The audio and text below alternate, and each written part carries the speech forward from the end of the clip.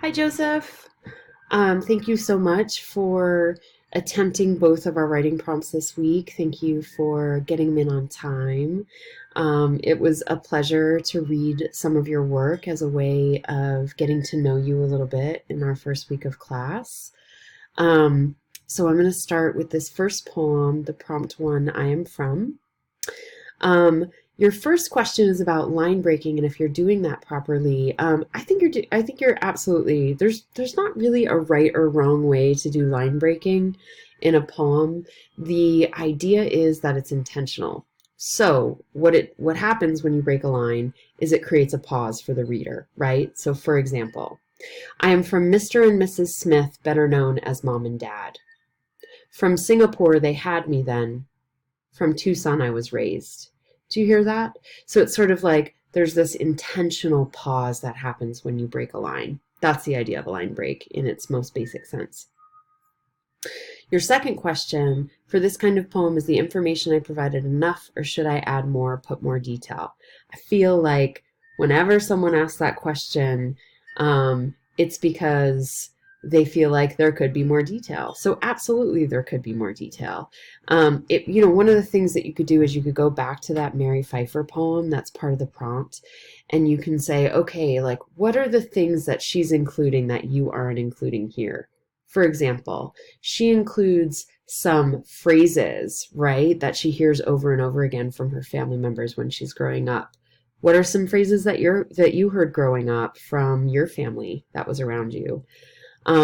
What else? There's several lines where she includes the kind of foods that she ate growing up. What were the kinds of foods that you ate growing up? I imagine that the foods that you ate in Singapore are probably very different than the foods that you ate in Tucson, right?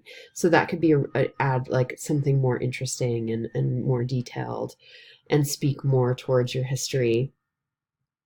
There's also a few lines in Mary Pfeiffer's poem where she talks about childhood objects, right? A Schwinn bicycle. So are there some objects you had around you in your childhood that would sort of give a clearer picture of your growing up experience? So these are just suggestions and ideas. If you're looking to expand this work, that would be some ways that you could do it. Ultimately, it's completely up to you. You are the poet.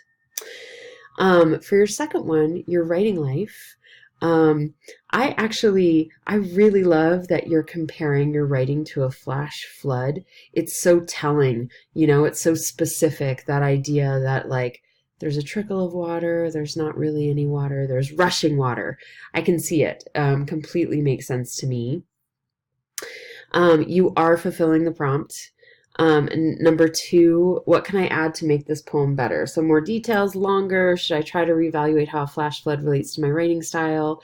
What I would say is why not play around with more details? So perhaps you could make a list. These are the things about a flash flood, right? These are the ways that I would describe a flash flood.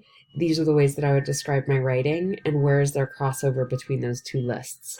That would be a good way to sort of expand this poem. So a suggestion for doing that. I think that's it, Joseph. Thank you so much for sharing your work with me. I'm really looking forward to reading more, and please don't hesitate to be in touch if you have any questions about the course or this feedback.